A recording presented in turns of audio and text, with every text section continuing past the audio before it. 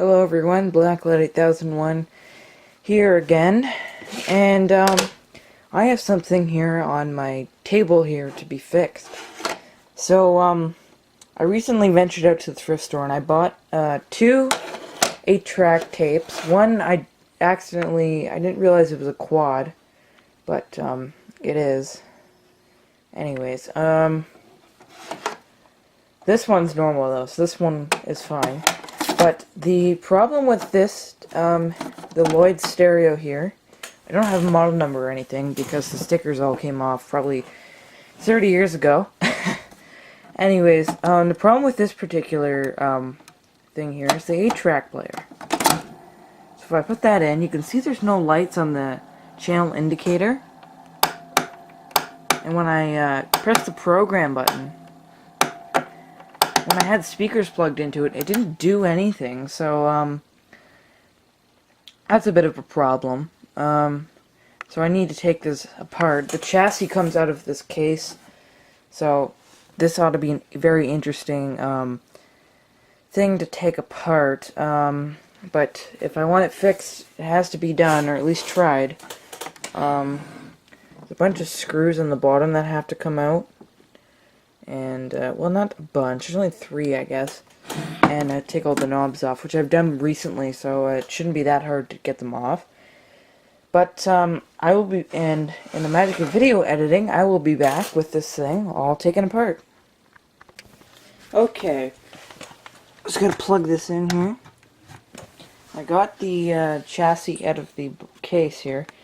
The way I thought it was intended to come out, it actually wasn't, and it came out the front here. This, you pull it out from this piece here and it comes out, which is actually a lot better than what I thought I was gonna do, because I thought that this piece was actually molded to this piece here and I was gonna have to stick a screwdriver in back here and unscrew the front panel, but I'm glad I didn't, and I did undo all the bottom screws and it slid out. So here's the 8-track tape, or the 8-track player right here, which is what I'm concerned about.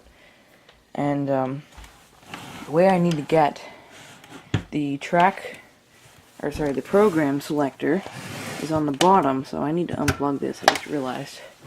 And I need to flip it over here. So, okay. I just noticed too, the antenna wire they used in this for FM, they used the flat 2 conductor wire here, which is interesting. I thought that was kind of cool. Alright, so the selector is right here. This little wheel covered in grease that you can see right here, that pushes the tape head up and down. And there's a solenoid right here that's meant to basically almost act as a piston. So it turns over this wheel here, which pushes, or it's supposed to put the head in the appropriate position to play the tape. I looked, all the capacitors in this unit are actually in good shape. There's no bulged or bloated capacitors or anything that's leaking. At least what I can see, there's 2 big capacitors right there, and they're fine. I checked all the smaller ones, they seem to be fine, and of course the ceramic ones are fine. So this is what I'm concerned about here, is to see if this will actually turn over. This board here is to cycle the indicators here, which actually aren't on right now. So if I press this, you can see it's working perfectly now, which is interesting.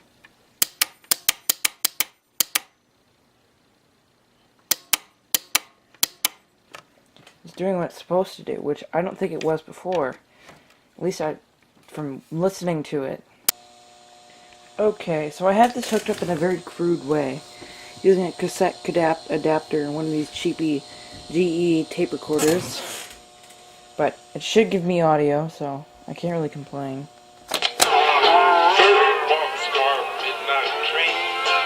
Destination Bangor, Maine.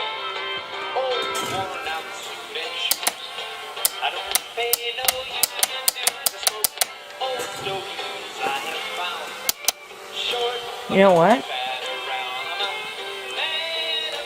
The, oh, it's hard to get out. It's not the solenoid that's the problem here. It's actually the head. It appears to be stuck or something.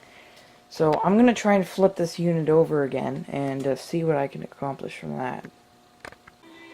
Okay, so I figured out what's wrong with it. Now it's just a matter of doing it. So you can see this screw up here, probably. Yeah, this screw up here, right here.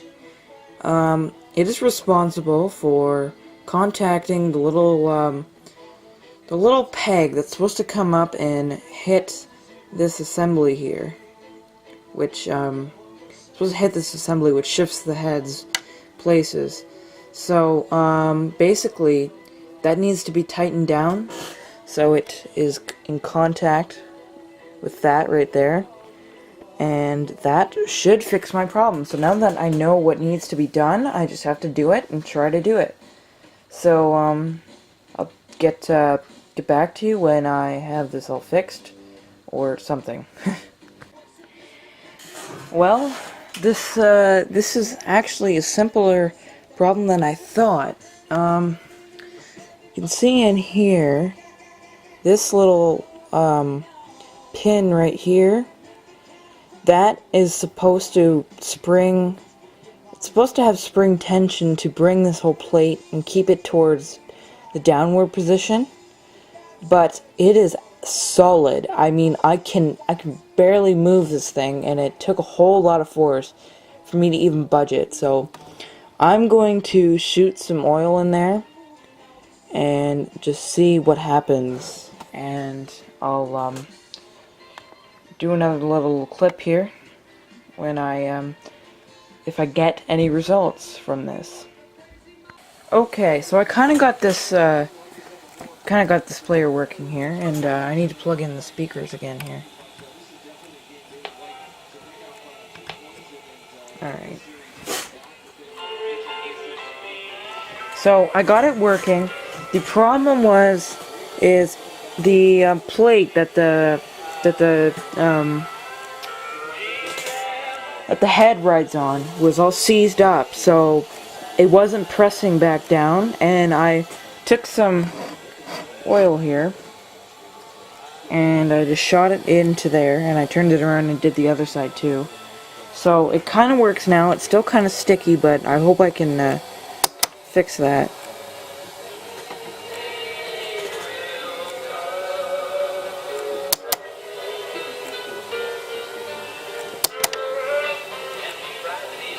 Yeah, it kind of changes slow, which really isn't good.